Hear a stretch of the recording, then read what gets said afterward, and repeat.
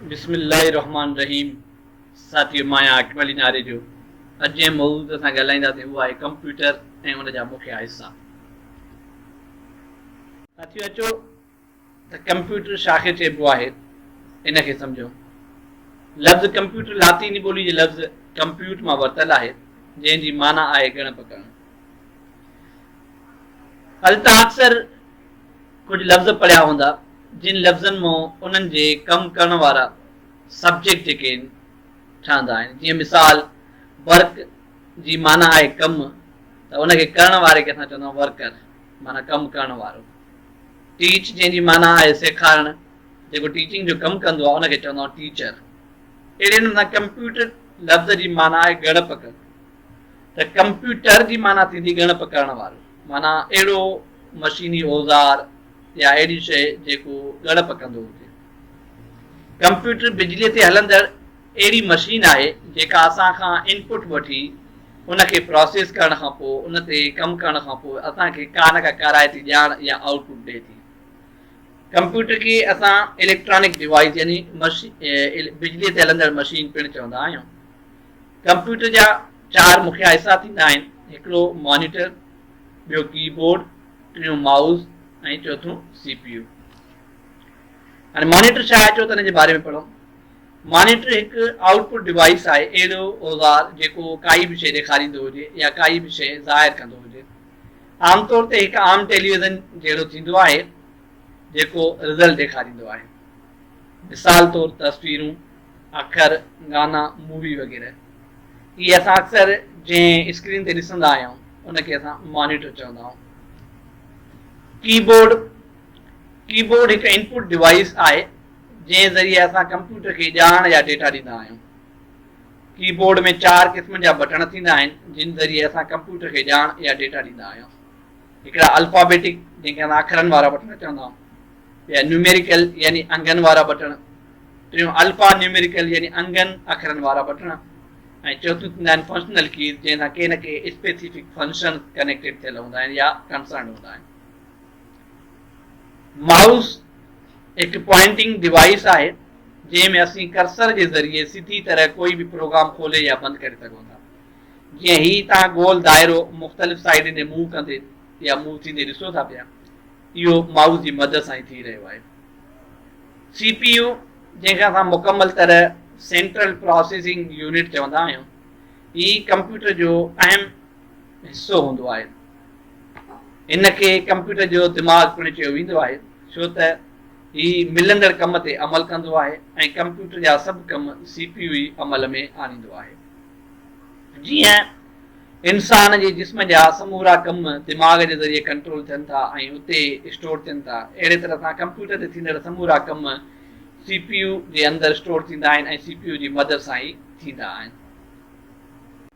Input devices अहिड़ा औज़ार या डिवाइस जिन जे ज़रिए असां कंप्यूटर खे कमु या मालूमात मुहैया कयूं, अहिड़नि औज़ारनि खे इनपुट डिवाइसिस चइबो आहे।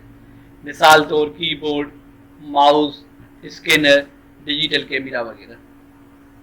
कीबोर्ड ज़रिए असां कंप्यूटर खे अखरनि ज़रिए कमु ॾींदा आहियूं ऐं माउस ज़रिए असां कोई बि प्रोग्राम कर्सर ज़रिए खोलण या बंदि करण जो कमु ॾींदा आहियूं। स्कैनर पिणु हिकु इनपुट डिवाइस आहे जंहिं ज़रिए असां कंहिं बि हार्ड कॉपी खे सॉफ्ट कॉपी में तब्दील कंदा आहियूं। यानी जॾहिं असां फोटोकॉपी कंदा आहियूं त कोई बि पेज फोटोकॉपी मशीन में एड करण खां पोइ ऐं हुनजी फोटोकॉपी प्रिंट कंदा आहियूं, अहिड़े तरीक़े सां स्कैनर जी बि हिन हिसे जे अंदरि जेका बि तस्वीर या जेको बि पेज रखंदासीं उनजी हिकिड़ी सॉफ्ट कॉपी ठही पवंदी आहे। यानी कंप्यूटर में उनखे सॉफ्ट कॉपी खे या उन तस्वीर खे मोकिलींदा आहियूं। जॾहिं त डिजिटल कैमरा में निकितल फोटोनि खे पिणु असीं कंप्यूटर में ट्रांसफर कंदा आहियूं, जेको पिणु इनपुट जो कमु हूंदो आहे।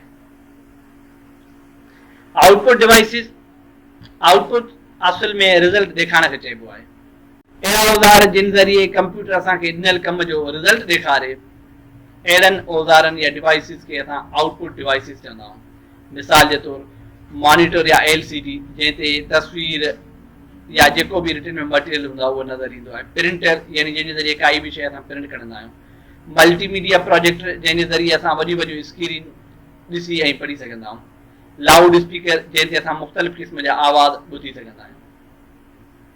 सॉफ्टवेयर छा आहे, अचो त हुन जे बारे में पढ़ूं।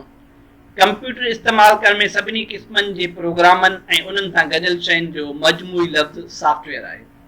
जीअं असां मुख़्तलिफ़ कंप्यूटर्स जे अंदरि या मोबाइल जे अंदरि Windows, game, Microsoft office software जा जेके सॉफ्ट कंपोनेंट असां इस्तेमालु कंदा आहियूं उहे सभु जो सभु सॉफ्टवेयर जो मिसाल आहिनि।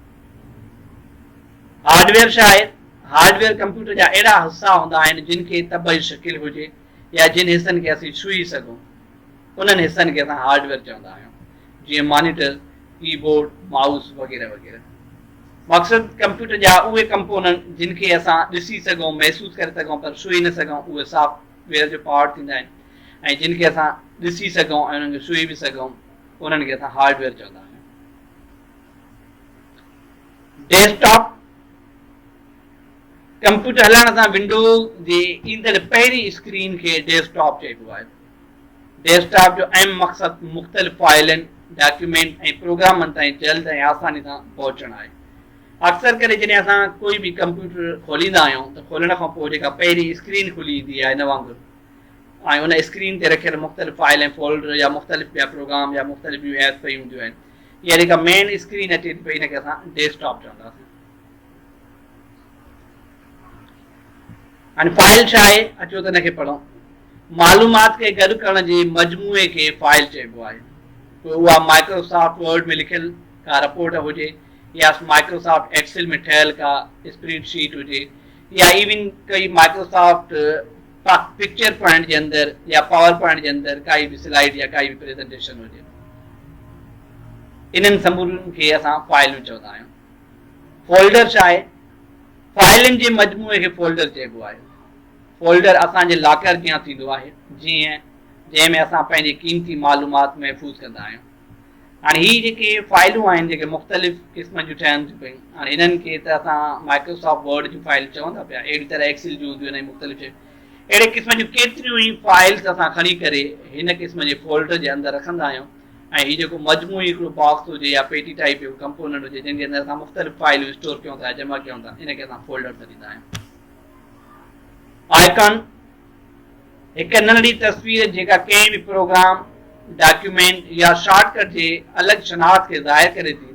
जॾहिं असां उनखे क्लिक कंदासीं त उहो आराम सां खुली पवंदो आहे। मतिलबु अहिड़ो प्रोग्राम या कोई बि अहिड़े क़िस्म जो कंपोनेंट जंहिंजी काई तस्वीरी सुञाणप हुजे ऐं उन जी आइडेंटिफिकेशन उन तस्वीर सां या उन कंपोनेंट सां थींदी आहे। ही मुख़्तलिफ़ प्रोग्राम जा आइकॉन्स आहिनि जेके असांखे नज़र अची रहिया आहिनि।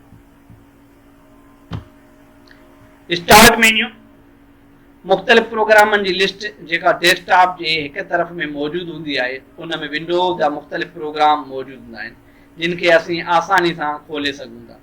अक्सर करे तव्हां नोट कयो हूंदो, विंडोज़ जी हिन कुंड खां जॾहिं असां हिनखे दॿाईंदा आहियूं त अहिड़े क़िस्म जी हिकिड़ी लिस्ट खुली वेंदी आहे, ओपन थींदी आहे मथे। हीअ जेका लिस्ट ओपन थी मथे निकिरी ईंदी आहे जंहिंमें असां कंहिं बि प्रोग्राम खे यूज़ करे सघूं था, इन लिस्ट खे असां चवंदा आहियूं स्टार्ट मेन्यू। इंटरनेट छा आहे? दुनिया जो वॾे में वॾो नेटवर्क जेको हज़ारें कंप्यूटरनि खे पाण में ॻंढे उन्हनि जा ख़्यालात, मालूमात, दुनिया जूं ख़बरूं ऐं रिसर्च खे सॼी दुनिया जे माण्हुनि सां शेयर करे थो। हीउ जेको नेटवर्क या हीउ जेको दुनिया खे ॻंढण जो जेको सिस्टम आहे, इनखे असां इंटरनेट चऊं था, जेको ऑनलाइन समूरनि शयुनि खे पाण में कनेक्ट करण जो मौक़ो फ़राहम करे थो पियो। इंटरनेट ते ई असां मुख़्तलिफ़ क़िस्म जूं वेबसाइट, प्रोग्राम या मुख़्तलिफ़ क़िस्म जा सॉफ्टवेयर यूज़ करे असां मुख़्तलिफ़ कम सर अंजाम ॾींदा आहियूं। उन्हनि में ई हिकिड़ो असांजो वेबसाइट या हिकिड़ो कंपोनेंट या हिकिड़ो ब्राउज़र जंहिंखे असां गूगल चऊं था, जेके आहे असां वेबसाइट बि सॼूं था। गूगल हिकु इंटरनेट जी बहितरीनु वेबसाइट आहे जंहिंजी मदद सां असां को बि टॉपिक, तस्वीर, मालूमात ऐं फिल्म वग़ैरह खे आसानी सां ॻोल्हे सघूं था। यानी ही गूगल जे पेज जो लुक आहे। हिते जॾहिं असां कंहिं बि क़िस्म जो कंपोनेंट या कंहिं बि क़िस्म जो को टॉपिक लिखी करे जीअं ई हिन सर्च वारे बटन खे दॿाईंदासीं त उन टॉपिक सां रिलेटेड अलाए केतिरियूं रिसर्चिस या जेके बि मटीरियल कंप्यूटर में सेव या जमा आहिनि उहे सभु जो सभु ज़ाहिर थींदा आहिनि। पोइ उन्हनि मां असां पंहिंजी घुर्बल ॼाण खे ॻोल्हे करे पढ़ी सघूं था या नोट करे सघूं था। फेसबुक हिकु समाजी वेबसाइट, फेसबुक हिकु समाजी इंटरटेनमेंट वारी वेबसाइट आहे जंहिं ते असीं दुनिया जे मुख़्तलिफ़ इलाइक़नि जा दोस्त बणाए पंहिंजूं तस्वीरूं, ॻाल्हियूं शेयर कंदा आहियूं। अॼुकल्ह फेसबुक जो ट्रेंड तमामु घणो फैलिजी पियो आहे। पढ़ियल लिखियल माण्हुनि सां गॾोगॾु उहे माण्हू जेके अणपढ़ियल आहिनि या बिल्कुलु पढ़ियल न आहिनि उहे बि फेसबुक खे बाआसानी इस्तेमालु कनि था ऐं पंहिंजूं जेके बि एक्टिविटीज़ आहिनि कम आहिनि उहे ॿियनि सां शेयर कनि था पिया। व्हाट्सएप जेको हिकिड़ो मोबाइल सॉफ्टवेयर आहे, व्हाट्सएप मोबाइल सॉफ्टवेयर हिकु अहिड़ो प्रोग्राम आहे जंहिंजी मदद सां मोबाइल फोन ते मैसेजिस, तस्वीरूं या आवाज़ सेकंडनि जी रफ़्तार सां हिकु जाइ खां ॿी जाइ ते मोकिले सघजनि था। साथियो, ही मोबाइल जो जेको व्हाट्सएप सॉफ्टवेयर आहे इन जे ज़रिए मुख़्तलिफ़ माण्हू मुख़्तलिफ़ प्रोग्राम हिक ॿिए सां शेयर कनि था पिया। ज़ूम मीटिंग ऐप या सॉफ्टवेयर हिकु अहिड़ो कंप्यूटर जो सॉफ्टवेयर आहे जंहिंजी मदद सां कंहिं बि इदारे जा फ़र्द घर वेठे मीटिंग या गॾिजाणी करे सघनि था। हिन सॉफ्टवेयर जी मदद सां उस्ताद ऑनलाइन क्लास या लेक्चर शागिर्दनि खे घर वेठे मुहैया करे सघनि था। यानी ही हिकिड़ो अहिड़ो सॉफ्टवेयर या अहिड़ो सिस्टम आहे जंहिंजे ज़रिए हिकु माण्हू जो आवाज़ ॿी जॻह ते वेठल केतिरा ई माण्हू हिकु टाइम ते ॿुधी बि सघनि था ऐं हुनजो रिस्पॉन्स करे सघनि था पिया।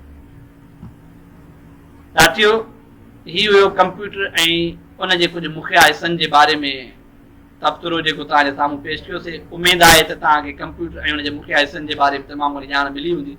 इंशाअल्लाह नेक्स्ट टाइम नेक्स्ट टॉपिक सां गॾु तव्हांजे साम्हूं पेश थींदासीं। तेसिताईं अल्लाह हाफ़िज़।